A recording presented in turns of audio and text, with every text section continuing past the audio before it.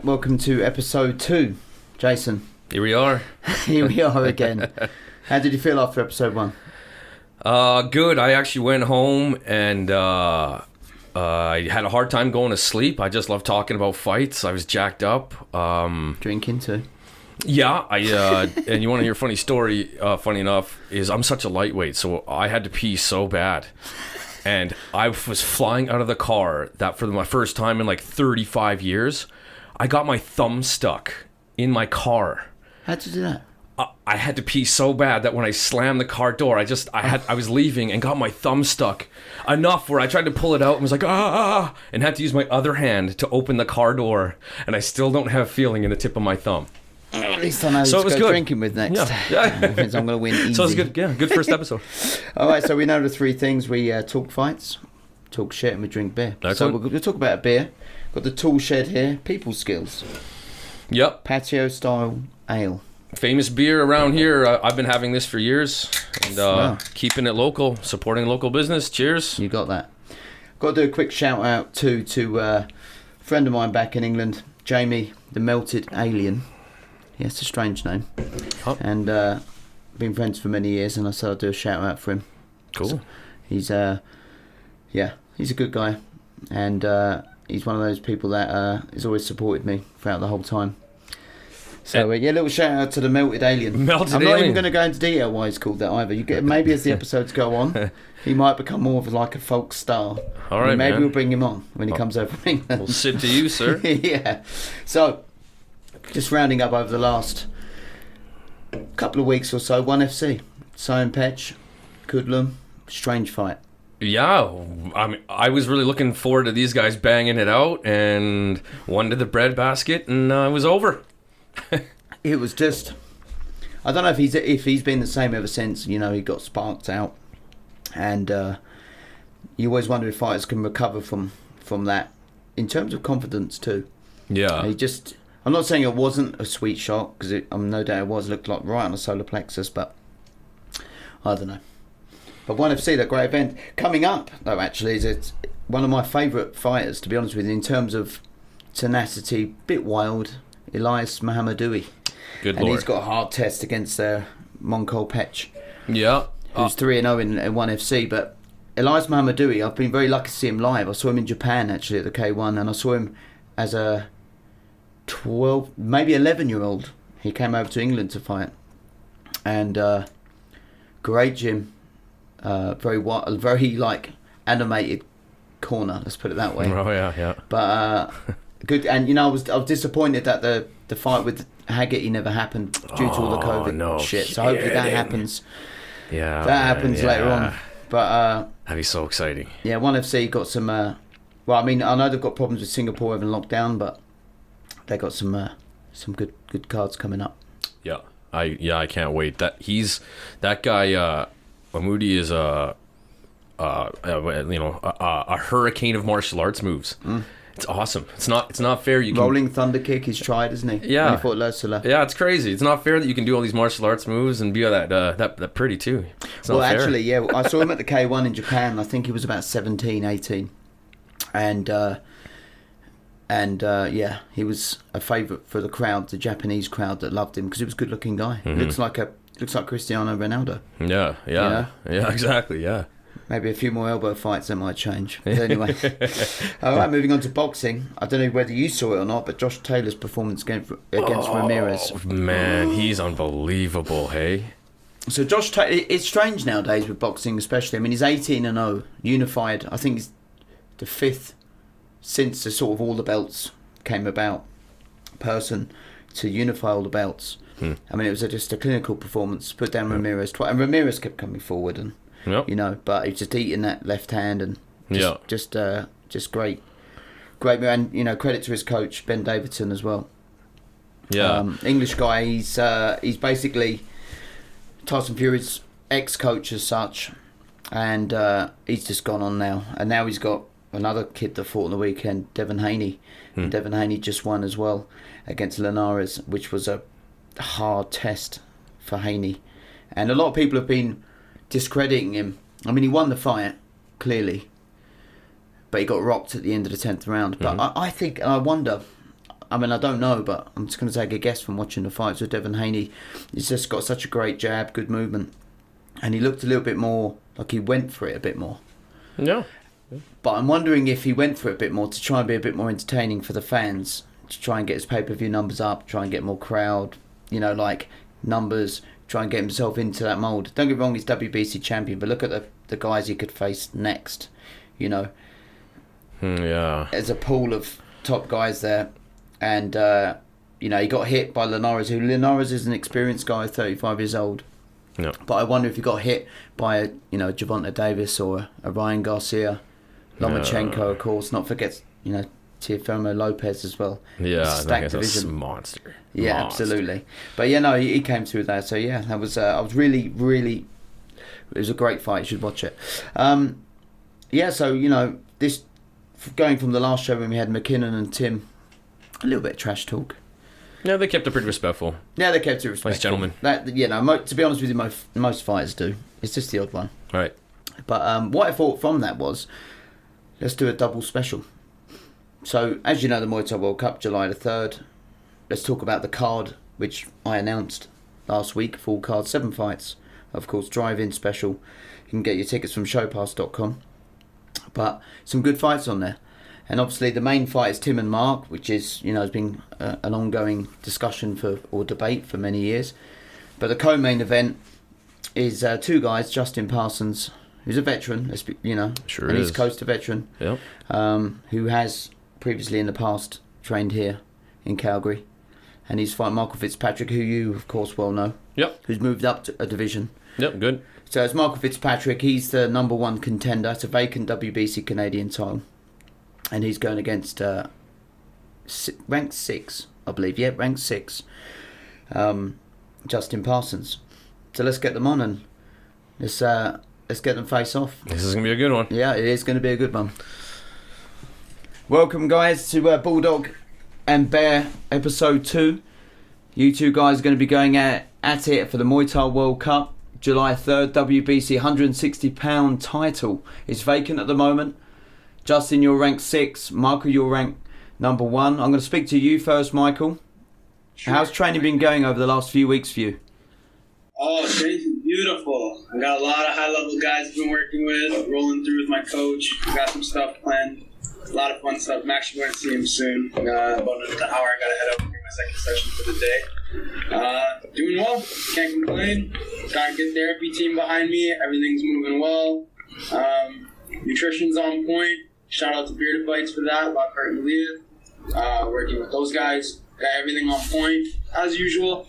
Just, I think the only difference between this camp and the last fight, obviously with COVID in play and all that stuff, just enjoying the moment, taking all of it in. I actually have downtime to do so now. With everything with the gyms, my team is very strong. They got everything organized for me ahead of time. So there was no last minute gambles or nothing. And I look forward to the next couple weeks coming. I'm excited. I should be in Alberta very soon. Nice. And to you, Justin, how's training been? I know, East Coast especially got hit hard with COVID, but how you been coping with that? No, we've actually been pretty lucky, you know what I mean? I lost about a month of training there in this last week we had, but training's been going beautiful. I'm up every morning in the gym twice a day, you know what I mean? Getting her done. So I can't wait. Jason, it is really, the up-and-coming guy with Michael and Justin. He's a very experienced guy, a veteran, of course. Yep. He's had, they both had lots of fights between them. It's going to be an exciting fight, these two. Yeah. Like I said before, me and Justin lined up, 21 years ago, and me standing across from, Michael is, Chris's last fight of his Nearly career. The same age as you, Michael. Yeah. But, so it's... I walked right up to Chris, gave that nice little smirk. I saw your eyes. Oh, it's funny. So this one has a little bit of personal flavor for me as well, guys. I'm really looking forward to it. Yeah, absolutely. So, can't wait. Oh yes. So, Michael, what's your without obviously giving away too much, what's your prediction for the fight, and how do you think it's going to go? I was waiting for this question. A lot of me too. I'm going to put it like this. And obviously with respect to my opponent, because he's actually not a bad guy, to be honest with you. We've both had to deal with the dickhead for the last couple of weeks. I'm sure he knows exactly what I'm talking about. Yeah. Mr. Big Mouth. Anyhow. Anyways, aside from that joker, you know what? I don't really like to give away game plans. I like to tell everybody who's watching just to wait and see what's going to happen. You know, I know he's a tough dude. I've watched a lot of his fights. He actually fought an old teammate of mine that I've seen video on, which is good. He's a tough dude. Can't take anything away from him. We'll see what's going to happen. But I don't think this is going 5 rounds. I will say that very easily. And I think that he's going to have a long night. You know what? It's a big difference jumping into fighting North American style Muay Thai. And any high-level coaches know this. Here it comes. Going to fight in Thailand. It's coming out. Level ties. Not to take away from him, not to say he's not a game opponent. He's going to bring a challenge that, I think every fighter does. Every fight you go to step in, you have something new in front of you to face. That's why they call it new experiences, right? But with that being said, I just feel that our fight that's going to happen and take place, we'll see. It's going to be a very long night for him. I have a feeling for that. And we're prepared to go more than 5 rounds already. My conditioning is unreal. I'm very excited for this fight. My team is very, very excited. We put a lot of work in. I know that when I get to Alberta in the next 2 weeks, it's going to be fun. So we got more work coming. To you, Justin?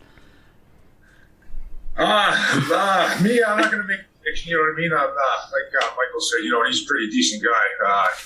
This is fighting ballet, you know what I mean? It's hard to make a prediction. Anybody, game's anybody's. Right now, to me, we're both at 50-50 right now. And whatever happens after the first bell is really up to us, Bye. But I'm going to bring my A game. I'm going to bring my best. And I want his best, too. I won't settle for anything less. Great attitude. You will get my best. I promise you that. All right, just be the Spartan on game night, bud. Just forward to it. We'll crack a couple elbows and a beer after we're done. that's what it's all about. See.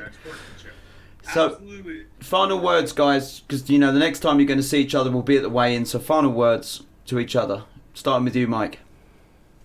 My final words. I hope you train as hard as you can and you sleep every night and do everything you possibly can because I don't want no excuses once this fight's done. I'm telling you this straight, bring your absolute A game because I'm coming ready and I'm making sure everybody I'm working with is very, very high level to prepare me for this fight. I'm taking no gambles and I'm working my ass to the bone. So I will see you soon. A couple more weeks. We're going to have some fun. And to you, Justin, any final words for Michael? No, that's just about it, man. Like I said, I'm going to bring my best too, man. It's, you're not going to have an easy night either. This, win or lose, it's not going to come easy. And, when you wake up July 4th, you know where you're standing in the ring with Justin Parsons, buddy, right? Let's go. Yeah. All right, guys. Thank you very much for coming on the show. Thanks, fellas. And we'll see you very soon. We look forward to it. Bye. You know what? Just after listening to them two, of course, Fitzpatrick's always pumped up. Parsons is always nicely relaxed. Yeah. But it's the first time Fitzpatrick's going from 154 to 160. He moved up because he's a big lad. He's 23, 24 years old. And he always walks around heavy. So I advised him a while ago. I said, I think you should move up to 160. He deserves to be the number one at 160. He's a great, he's a great fighter. Potentially could be really good. I told him this too. Because he mentioned 6 months ago he was thinking about retiring. I said, you can't be doing that. What? 24. Oh, yeah. Fitzpatrick? Yeah. No way. I said, you can't be doing that. And I said, here's your fight. Have this fight. And he's like, yes, I feel. I think it's just COVID affected a lot Sure, of people, yeah, without but a anyway, doubt. but like Parsons is a seasoned vet. Yeah. So it's going to be like, I love seeing this. When you see the seasoned vet, he shows some skills too. Yeah, of course. Yeah. Yeah, and he has a blue-collar attitude. He's going to be a blue-collar guy. He's going to work hard. Oh, yeah. 4:30 in the morning, gets up before work, goes running. Yeah, man. He's one of those guys. I love those guys. Yeah, I see him on Instagram working, old school Rocky style. But so the good part about that is, you don't have to worry about the mental crap. He's just going to come and fight. But Michael Fitzpatrick likes to talk, but Michael Fitzpatrick can fight. Yeah, exactly. So I see I see corners having to make sure they got their Vaseline and towels ready. It's going to be awesome. It's going to be awesome. Yeah. By round 3, these guys are going to look different. Oh, yeah. Oh, yeah. So talking about experience and veterans, though, against young, not necessarily up-and-comers, but he's an established name. June 12th, Miami, Triumphant. Kevin Ross makes a return, I think 5 years out. Fantastic. That's experience. You know, Kevin Ross, just for the people at home, is probably the first American that really pushed it. And, you know, it's such a huge country, for some reason not massive into Muay Thai, but there's been lots of shows there, but no real fighters have really stood out. And then Kevin Ross came along and he's really stood out. Yeah. And then, you know, you've seen some other fighters come along since. Well, one of them is Asa Tempao, and they're facing off June 12th, Triumphant in Miami. Great matchup. Oh, yeah, it's going to be on Fight.tv. My friend, the promoter, Dimitri, and Triumphant are getting together. And what matchup that's going to be. Yeah. Full Thai rules? Full Thai rules, WMC world title. Right. And, you know, Dimitri, like, sort of baited Kevin to come out of retirement. And he suggested Asa. Yeah, no problem. You know, 5 years out, sometimes you think, okay, I'll have a little move around, shake some dust off, etc. No problem. Asa Tempao. Asa Tempao, the American Ninja, is he came to England many years ago and fought Colton Lou as a young kid, Asa, and he just, you know, flying knee, jumping knee, spinning kicks. He can do it all. Then moved to Glory, of course. Yep. Did superb in that too. Yeah, super fast. Yeah. Super fast. Yeah, he's like this new generation of fighters, and nice kid too. Yeah. So anyway, we brought them on the show. Super exciting. Awesome. We brought them on the show. And, I think it's going to be... first of all, it's going to be a fantastic fight. The whole card is going to be great. But this is the one I've been really looking forward to. And I'm really, really honoured to have them both on. So let's get them on. Here we go. All right. Welcome, Mr. Kevin Ross, Mr. Asa Tempao, to the Bulldog and Bear Show. We're here in Calgary. And we are excited about this fight. Because it's we just talked to two guys... You know, a legend of the sport in America, which is Kevin Ross, an up-and-comer. That I say up-and-comer, but you've been around the block as well, Asa. But, you know, you two guys are going at it for the WMC World Title and Triumphant. And I just want to speak to Kevin first. Kevin, how's prep been going? I know that, you know, COVID has obviously delayed a few things and it's been hard to train, but how you been coping with that?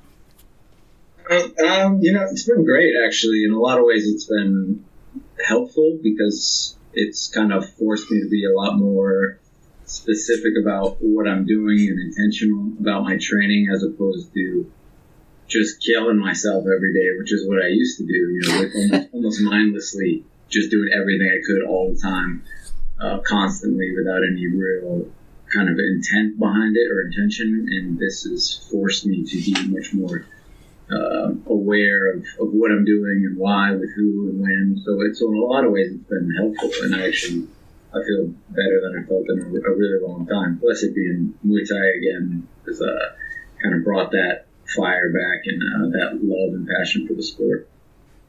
Nice. And to you, Asa, how's training been over the last few weeks? I know Miami's been open, of course, for a while, but you know, how's training been? Yeah, it's going well. We're different, obviously, we've been in a different boat than the West Coast.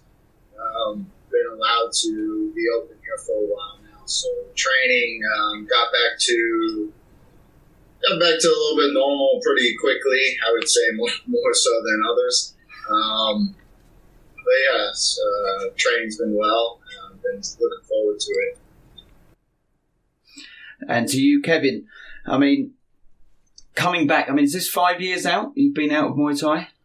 Yeah, 5 years. Yeah. 5 years. What was you know, did you want to come back, or did you retire, or did you think, okay, you know, I still have a fight left in me, but the offer wasn't there? You mean as far as Muay Thai goes? Yes. No. It was really about I started going down that path of kickboxing. It was just another avenue to take. It wasn't that I was retiring from Muay Thai. I wanted to put my time and intent. I never wanted to go back and forth, you know, so I was really focused on the kickboxing thing, and I was getting relatively regular fights. But I always wanted to go back to Muay Thai at some point, and fortunately it just this all worked out perfectly in that regard. So I'm very, very happy and grateful to be back in the Muay Thai ring, and it's really It's really what I love to do. I mean, I love fighting, period, but Muay Thai for me is just night and day difference. Really is my passion. Yeah, a lot of people have been looking forward to seeing you fight Muay Thai again. Don't get me wrong, I love kickboxing too. And funny enough, Asa, you've been on Glory as well and fought kickboxing. Are you happier now that this is a Muay Thai fight? I'm happy in general. To go back and to do Muay Thai for sure. I mean, it allows me to start looking into my arsenal a little differently. Start learning different techniques. Start doing older techniques again, and just keeping a fresh game again. Going from kickboxing rule set to Muay Thai rule set. It's a nice change. I'm a martial artist, so I like to do as much as I can, so the more weapons I get to throw, the better. Yeah. And to you, Kevin, I see you posted a picture that you did some training with Eddie Abasolo. Have you been doing regular sparring with him, or was that just a one-off? Or No, well, we trained together a lot while I was up north at CSA, and then he came down a couple weeks back just to get some training in, and I was helping him get ready for his fight. So he's been down here a few times over the last 2 years. Yeah, nice. He's a good guy. Really nice guy. I'd like to see him because he fought in Triumphant the last show, so I'd like to see him fight again soon. And to you, Asa, what have you been brought in any specific training partners for this? My guys, they do a lot of Muay Thai. I have a couple guys who do traditional Muay Thai in the gym. But fairly, we do what we can with what we got. I think even Kevin has said that he's had to go and get sparring elsewhere, same as I have to go do a lot of sparring with some MMA guys. But there are some guys who are from international scenes. I get a lot of the European style of Muay Thai, because a lot of guys come from Tiger and over from the Dutch style as well, so they can play with me on the Thai stuff a little differently. I get a lot of good looks. No. So you two guys have had a lot. Especially you, Kevin, because it's more of a, we haven't seen you on the Muay Thai scene for a while. A lot of fans asking lots of different types of questions. But I think, especially with this show too, that a lot of fans are going to definitely tune into Fight TV. If they're in Miami, they're going to come and see you. But what are they expecting? Is this going to be a new version of Kevin Ross that now you've been out of the scene for a while? Or is it going to be the good old fashioned? Because we all want to see you in a war. We love you in wars, let's be honest. Every fight you're in a war, so.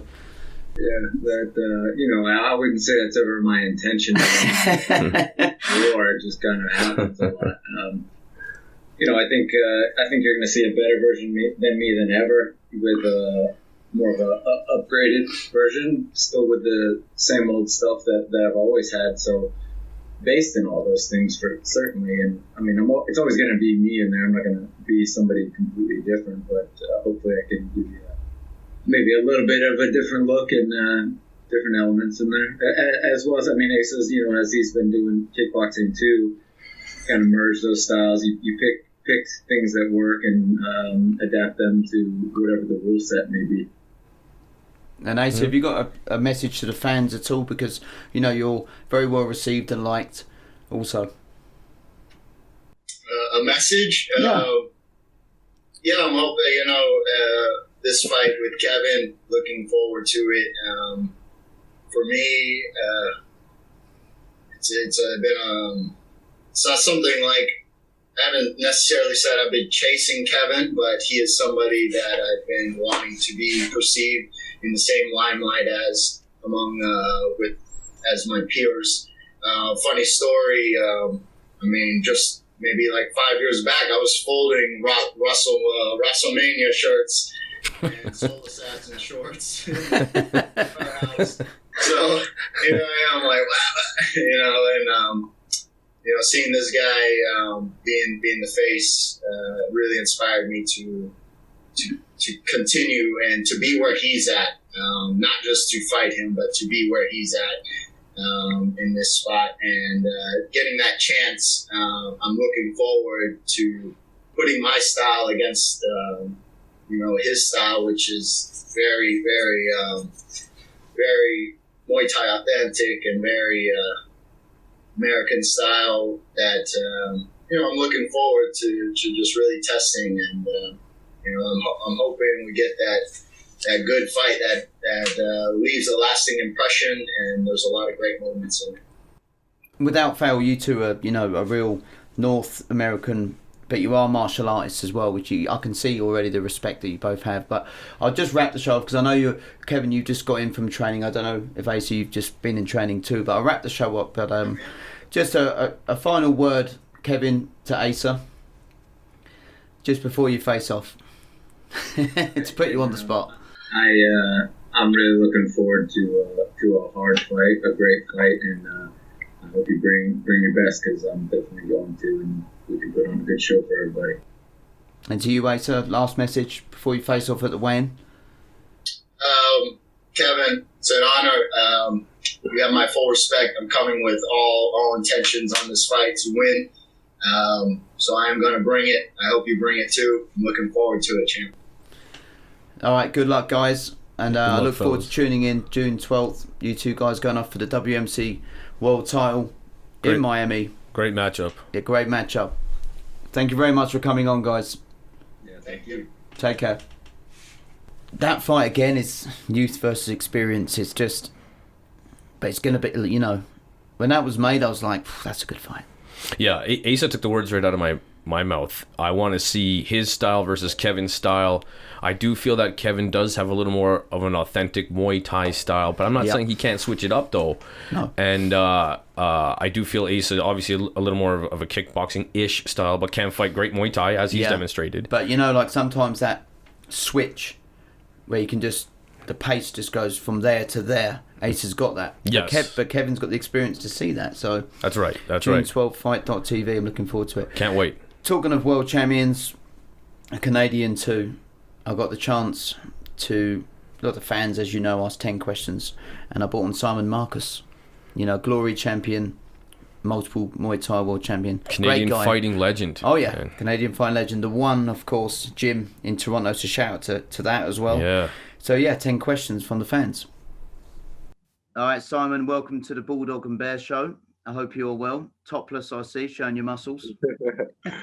Just in the gym here, just finishing up my work. Yeah, no problem at all. All right, so we've got 10 questions from different fans all across the world. We'll start with the first one. How did you get into the sport, and what separates you from other fighters? And that is from Diana Keck. That's a very good question, and actually I think they're interconnected, because I got into the sport because I was always really fascinated with fighting and wrestling and boxing and anything to do with fighting. I was always fascinated with that from a young kid, and as I got older, I got into a lot of fights and got in trouble and stuff, and it led me to, I got kicked out of school for fighting, and then it led me to another school, which was close to the Muay Thai gym where I started.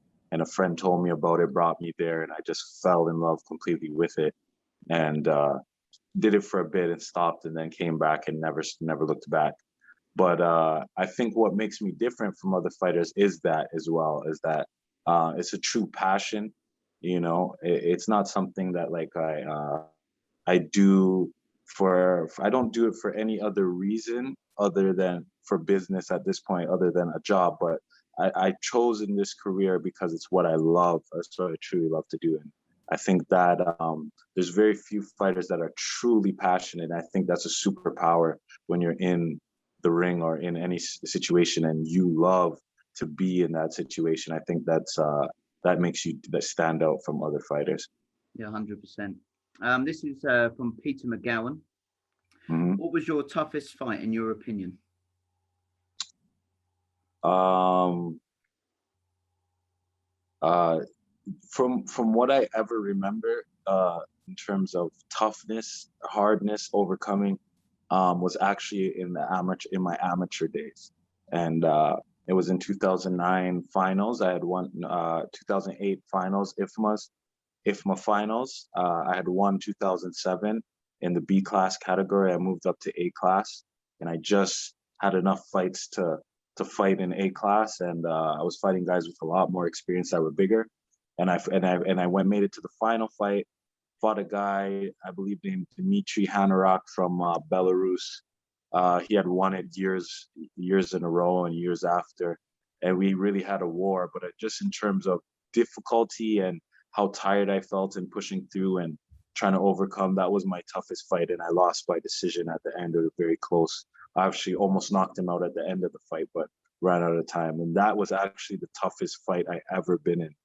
But in terms of professional, there are a couple fights that were very tough, but not one that stands out in particularly more than the other. One I would say would be the fight with Schilling.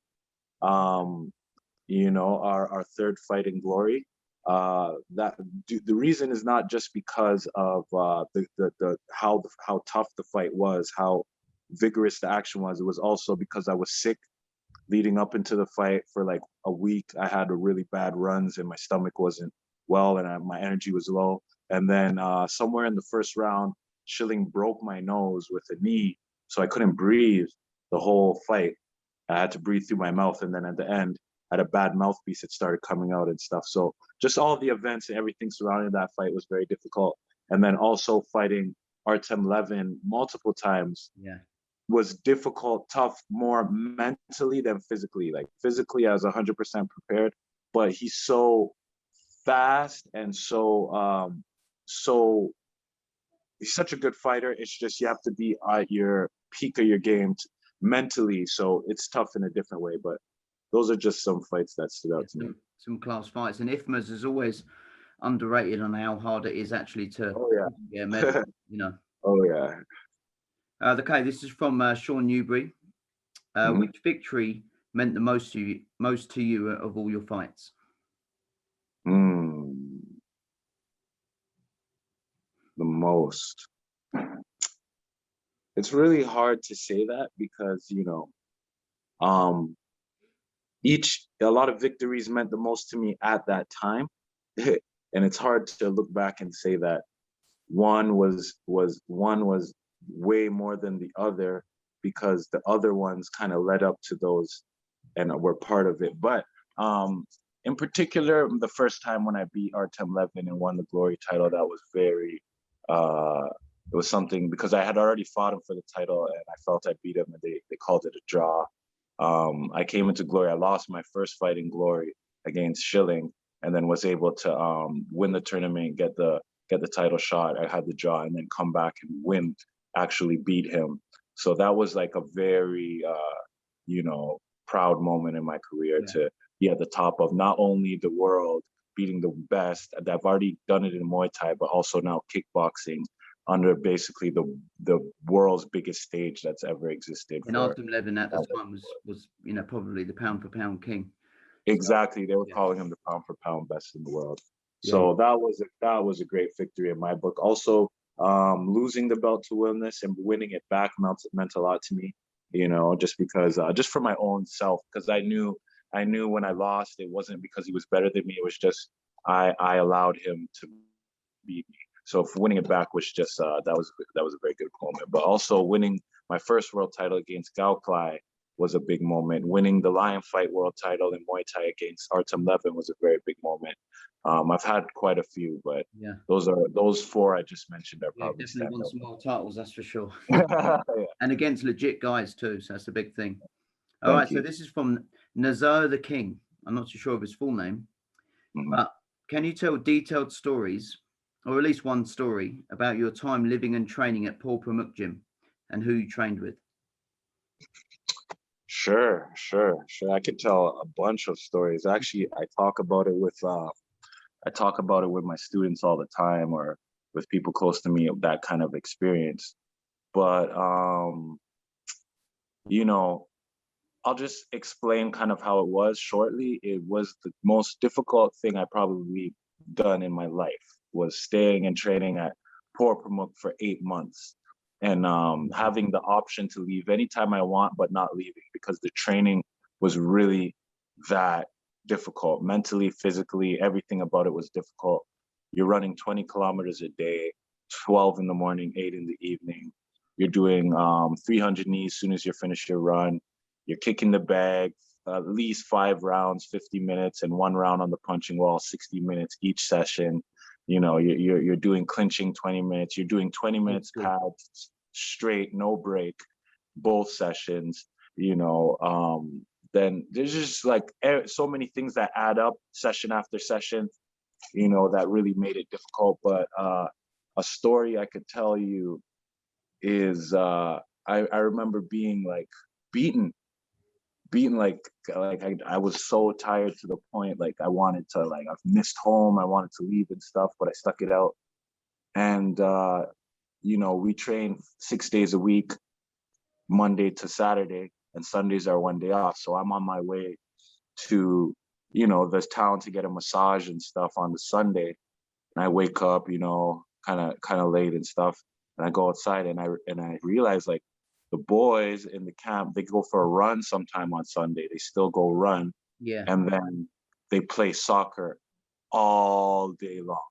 So I go get my massage, get my stuff for the week. I take a couple hours, come back like 4 or 5 hours later. They're still running around playing. And these are young boys, some of them, you know, Bo Cow too, and like different fighters at the gym. And it was just really a moment where I had to suck it up, you know, and say, you know, I can't give up. I came here for this time and I have to follow through, because I'm seeing kids and younger students, younger guys that are doing it. So it's really a moment. It was really difficult, but yeah, that was the most difficult training I've ever been through in my career, and it changed me as a fighter. 100% Thailand does. Okay, Yeah. this is from Dylan Stone. What was the transition like from Muay Thai to kickboxing?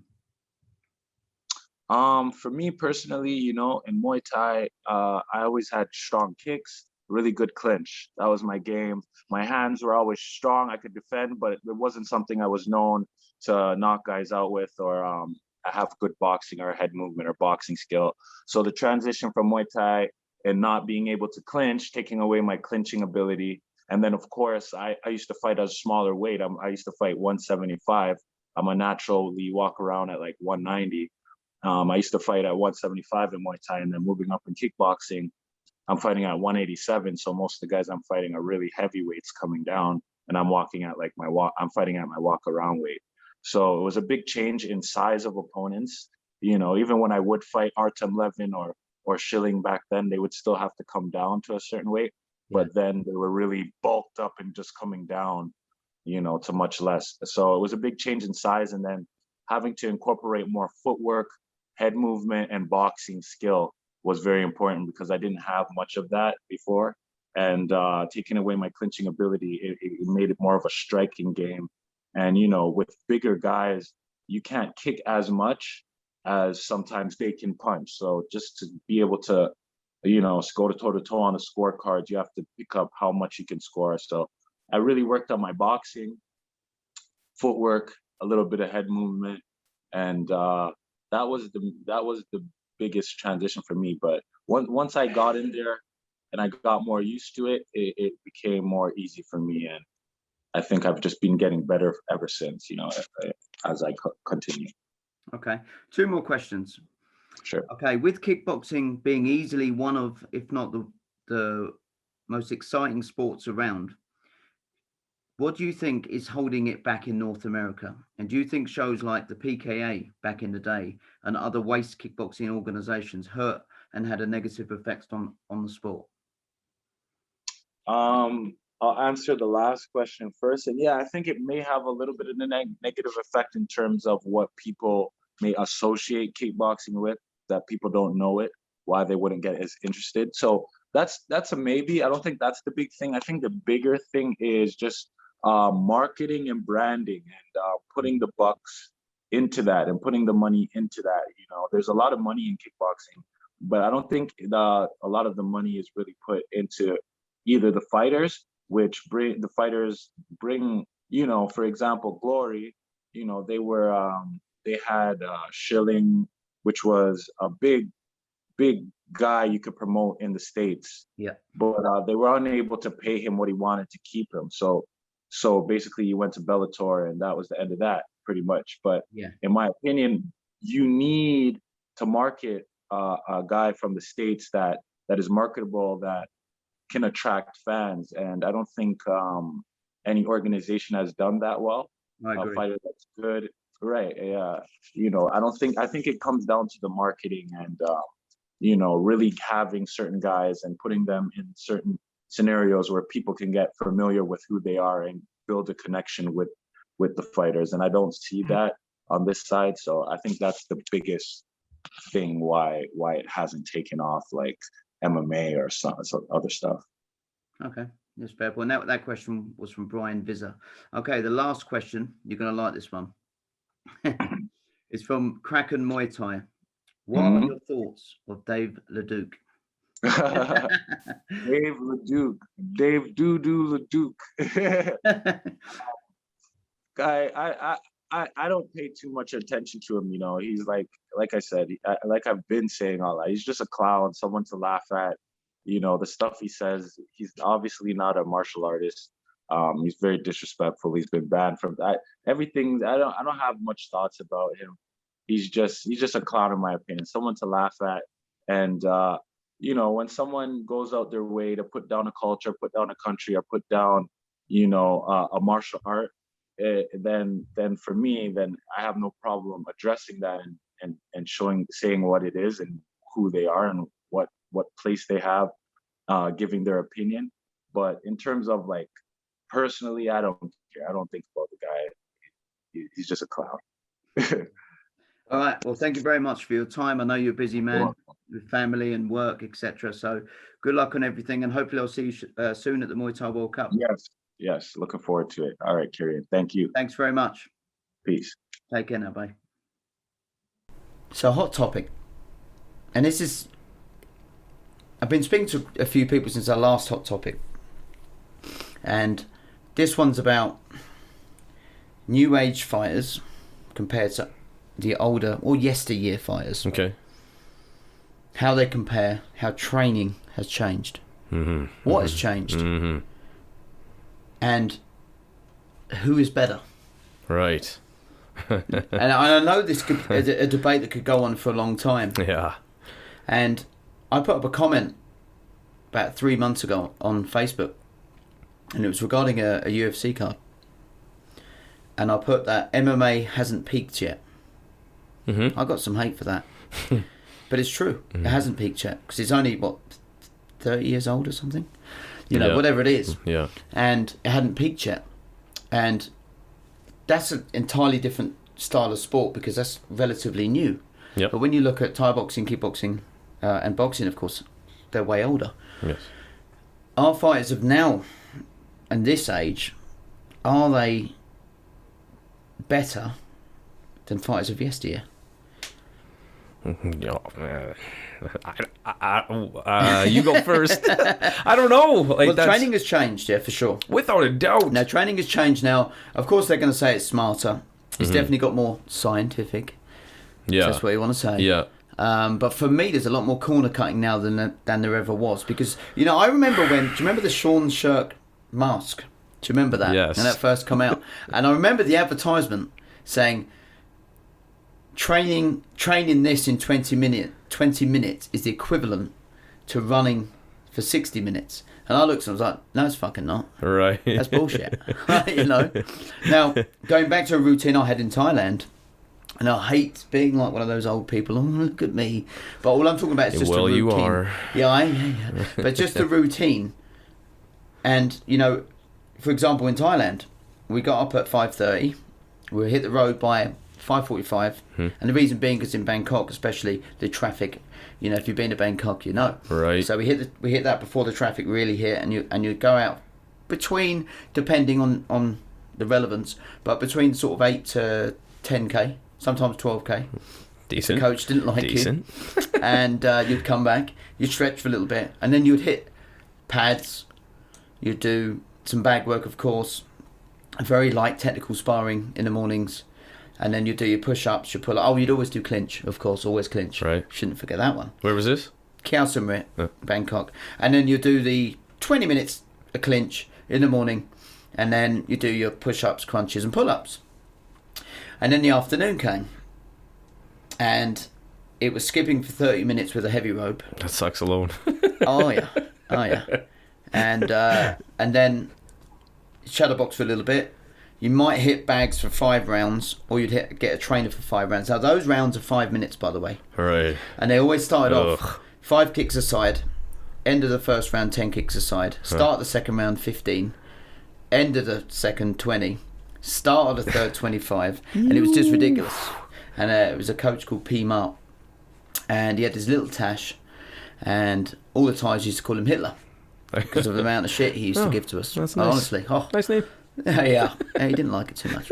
And we did this, and then Monday, Wednesday, Friday was sparring, and funny enough, 18-ounce gloves also, and the heavy sparring, boxing. You still do your technical sparring, and then you do clinch for 40 minutes. Man. And then you do sprints outside, and then you would come in and do your 200 crunches, your 50 pull-ups, your 50 push-ups. And this is just the afternoon session. This is after, and then I remember it was like an evening drill, and this was about a week before the weigh-in, so about 8 days before the weigh-in, for about 6 days solid. He used to do an evening drill with the fighters that had this fight. It was like the last bit, and it worked out and accumulated to roughly about 450 to 500 kicks. Ooh.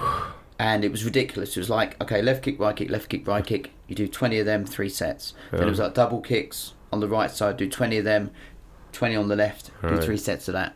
Then we're going to just do 50 straight, 50 left. And then we're doing hard right punch, hard right kick, 20. Yeah. And I remember waking up in the morning, I had to repeat all this, and my legs were just like jelly. I was like, how's this possible? Yeah, you know? yeah. But I remember there was a neighbour for the gym, and I was just literally, I remember just being dead. And my mentality was try not to moan, be the first in the gym, be the last out type thing, you know? Yep.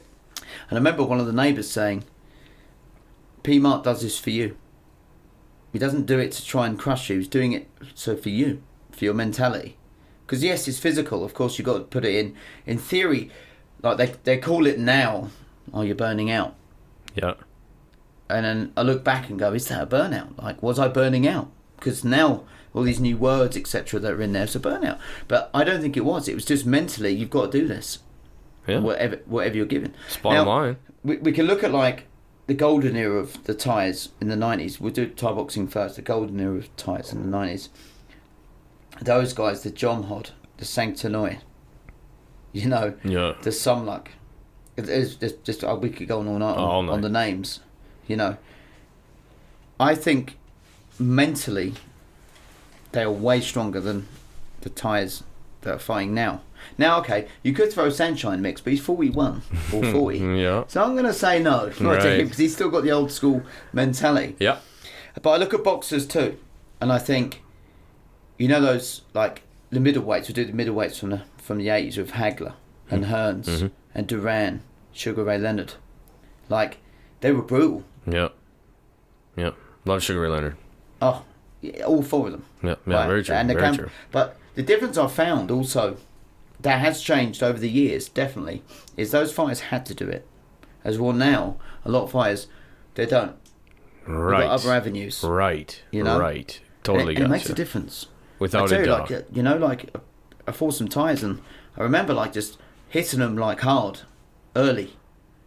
And it's very hard to be a guy that's got nothing. Yeah. You know? And you're his meal ticket for a potential super fight, make some money, make a name for himself. Well, wasn't it even, I think it was Hagler that said, you know, it's hard to get up at 4 a.m. sleeping in silk sheets. I think that was him that said that, you know? Like, you know, when you're literally not fighting for a meal, I'm there for you paid to be there. A lot of these people are recreation. You know? Yeah, no, I'm not saying that the fighters now don't exist like of course. that. I mean, you've got like Rudtang, for example. You know, he comes from a very like poor background. Of course. But he's hard to beat too because of that mentality. But I call that an old school mentality. Yeah. And now, of course, you have social media, which is a big twist to the new age of fighting. All the boxers, like, they get told, you need to get on social media, you need to get the followers, you need to get the pay-per-view buys. But then I always think about this. Mike Tyson, Lennox Lewis is before social media. They were the biggest pay-per-view sales up until Mayweather came about. but they never had social media. True. And they had like literally the biggest pay-per-view sales. So is social media a bit of a myth? Do you see what I mean? Don't get me wrong, right? Before I go on, I'm a social media addict, right? I won't lie. I've got so many platforms. Yeah. And some people go, "How do you keep?" Because I admit I'm an addict. When you had to, embarrassing to be honest with you. When you had to ask me today for the address of this thing, I'm like, did you give it to me on Facebook Messenger? No. Did you text it to me? No. WhatsApp? DM. I'm like, come on, man, just pick one. We got to just talk on one channel for now, but we're getting too old for all that. So I want, and then of course you could throw into the mix of like strength and conditioning. Has that improved fighters? Now here's what I'm going to say about strength and conditioning, because it's another argument, but it's to do with this subject.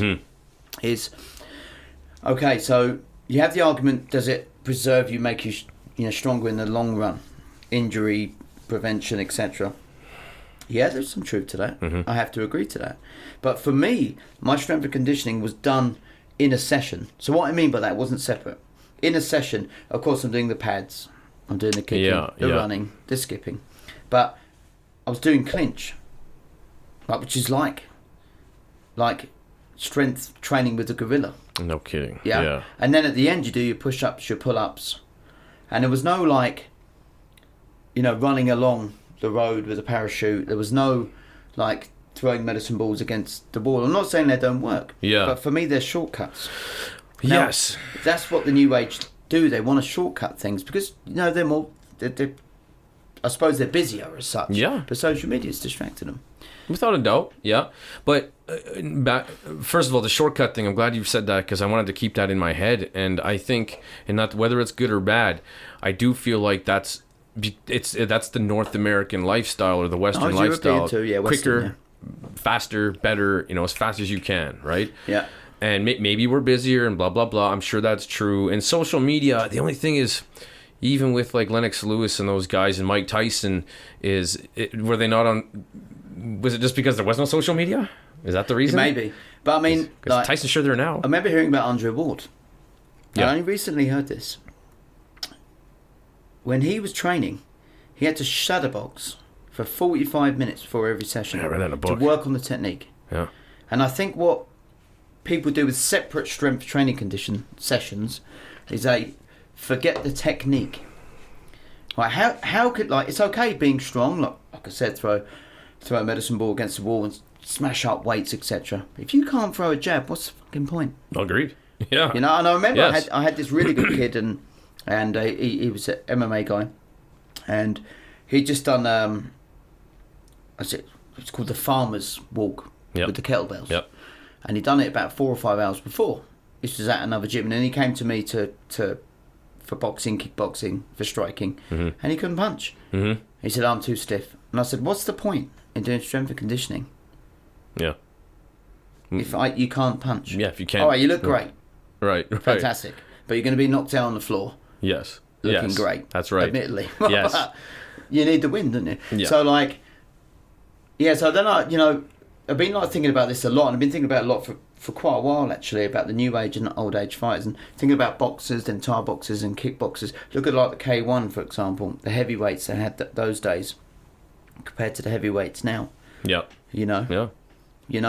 So I'm wondering, how do they compare? And in my opinion, I think Muay Thai potentially peaked in the 90s in Thailand, and I think now with the European guys that fought in the 90s and 2000s, they're now coaches. So the fighters now, especially the Farangs as they call it, are just developing amazingly because they have the knowledge of those guys that basically went in the deep end against these Thais. Right. I remember fighting a Thai, and they were just happy that I went the distance with the Thai. Dan Thai is actually for a WBC World title, and it's called Dan Thai. He was a Channel 7 champ, dangerous as hell. And I wobbled him, but he beat me on points fair and square. And everyone afterwards, "Oh, wow." And I went, "What do you mean, wow?" "Well, you went the distance." And that's how Thai boxing was then. Right. Now it's like you got to beat them. Right. But I always look at their coaches and think, that coach has been through that. And now he's learned all the rights and wrongs. Right. So for me, with the new age and old age, I think the Thais of the yesteryear were better than the new age Thais, in my opinion.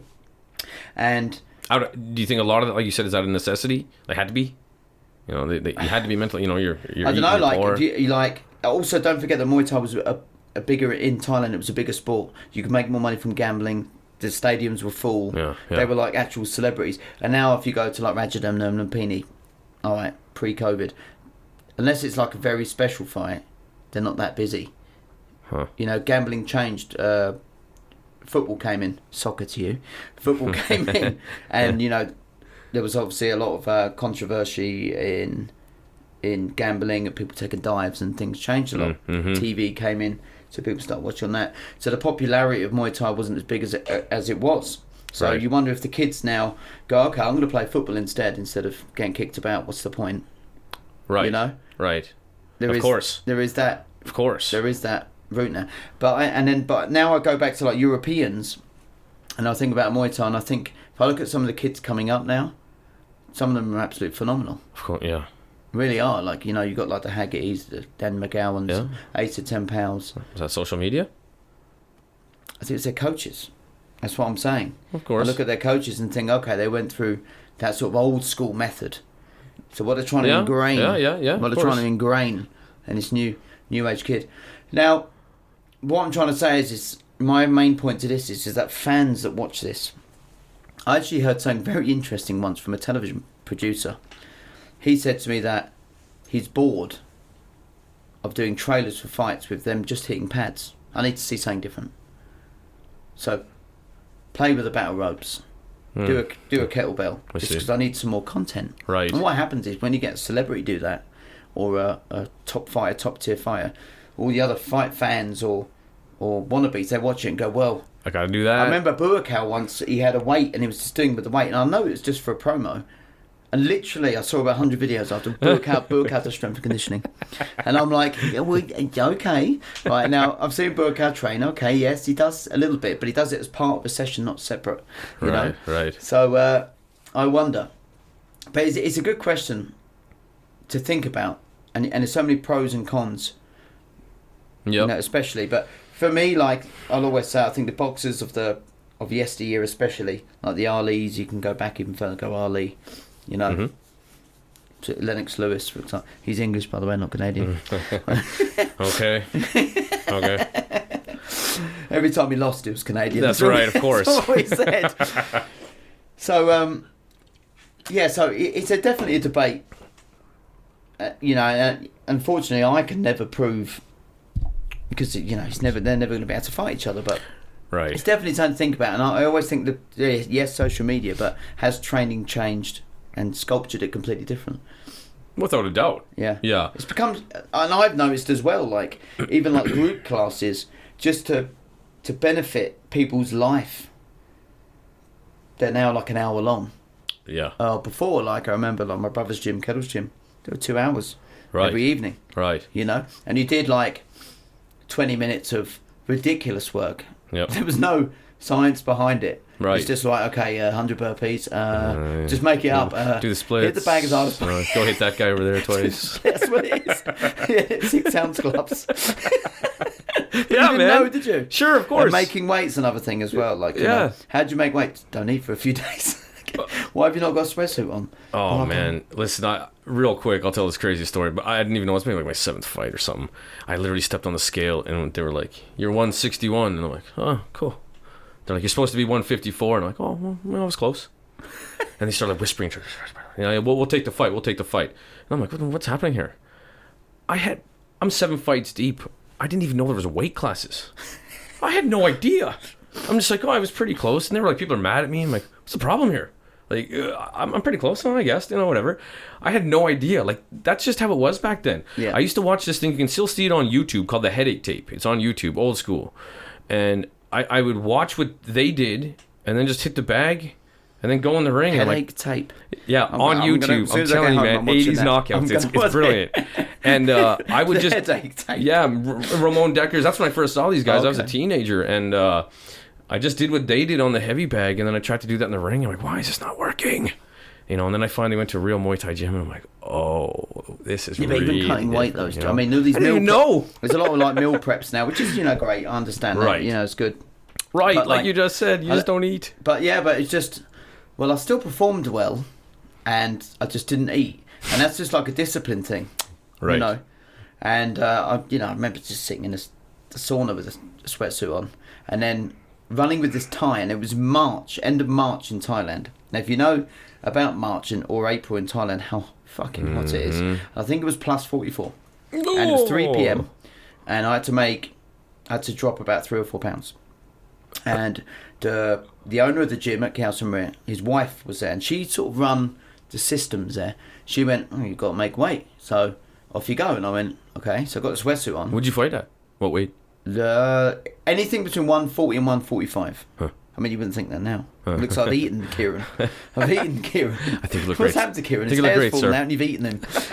Anyway, and I remember going running. We used to go out to this, go past this little village, a few restaurants, which is the worst thing ever because of the smells of the nice food. And then you'd go out to this motorway. There's no shade. And I remember running with this Thai called Bob A. And we just looked at each other on this bench, just sitting there. Then we're trying to walk. And we came back to the gym. I lost that weight in 30 minutes. Yeah, and I bet. And now it's like when I see weigh-ins, people are like, "Oh, I made weight easy." And I'm like, I sort of want people to... It should be hard to make weight. Yeah, I've heard you say this before. It's an interesting comment. Yeah, I know. And now people can go, "What about all the risks of it?" And I'm like, well, it seems to be more damage done now than there was in the past. You know? No joke. So they're again going back to the hard training, hard sparring and things like that. Uh-huh. And yeah. So I wonder, even with the meal preps, okay, it's become easier, but I think training should be hard. Don't you think? Of course. Like when I see it, for example, Instagram and Facebook and things like that, and they're like, "Yeah, wonderful session." I'm like, "Why aren't you crying?" Yeah, you should hate your life. Yeah, I know. You should legit. I remember dreading sessions. You know when you dreaded it. Fuck, what's he going to get me to do now? Yeah. And then that kick drill I just told you about in the evening when I was living in Thailand. I hated it, but I loved it. Right. It's not at the same time. Right, of But course. Hated it. Yeah, yeah. So yeah, interesting topic. My views on it, it's hard because I hated school. I didn't go to school. I didn't want to do post-secondary, blah, blah, blah. Really? But I'm somebody who likes to use a lot of analogies. And I tell my fighters, it's kind of like music. If you can read music, that's great. But if you have no idea how to pick up that trumpet and actually use it, what the hell's the point? Theory will only get you somewhere. Yeah. You got to actually just do the damn work. I got this from my old karate teacher from the South. He had great sayings. And he was always just telling people, you got to put the miles on it. You just got to put the miles on it. Well, how many jabs should I throw? You just got to put the miles on it. Just forever. You got to put the miles on it. Yeah. I don't know how many times I heard that sentence. And so listen, I don't understand hanging up things to people and blah, blah, blah. I didn't take that route. I obviously just prefer the old school route. But it's also because, and this sounds funny, you got to do your push-ups and sit-ups and all that, but I have self-diagnosed ADD. I don't want to watch you do 100 sit-ups. I got other things to do. I want to talk, I want to fight and stuff. I don't want to watch you do that crap. You pay me money to watch you do push-ups? You can do that for free at home. I don't need you for that. You don't need me for that. I completely agree with you on that. You know what I mean? People need you to watch so they feel like they've done it. Without a doubt. They won't do it at home. But you're right, though. I agree. Self-diagnosed ADD. Oh, I do, man. I do. And but here's what I did notice working with fighters who went from not strength and conditioning to strength and conditioning, i.e. Chris McMillan. I definitely noticed an increase in horsepower, without a doubt. Without a doubt.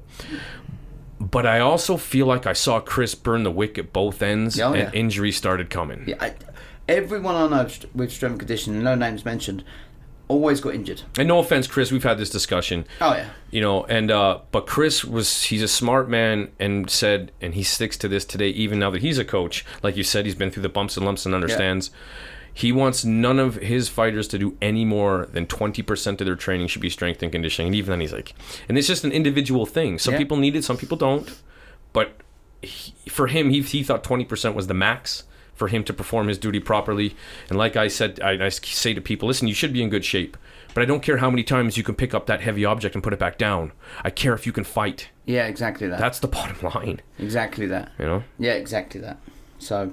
yeah, no, interesting point. And running. You got to do running. Sure. Now I get it, especially when you're older and your joints are a bit different, so you have to do less miles. I absolutely understand that. And I think even Justin was saying earlier about how he's adjusted training, and Kevin Ross you know. Sure. They're both in their twilight years, let's be honest. Yes. And they've had to adjust their training. But you'll probably find they've adjusted their training to doing what works. Of course. Of You course. know? Yeah, they're veterans. Yeah. Yeah. And not doing silly stuff like he was saying. Like, you know, we all did silly stuff when we were younger. When you do silly stuff, it's definitely when you get injured. Of course. And going back to strength conditioning, everyone I've trained as strength conditioning seems to have an injury. Yeah. So. Noticeable. Yeah. Yeah. But anyway, that's a wrap on this show, episode 2, Jason. All right, man. And cheers. Cheers. Another great episode. Toolshed Brewing Company, People Skills, fantastic. Oh, yeah. Got a couple more waiting for me. Thanks very much. Hey, mate, man. See you later.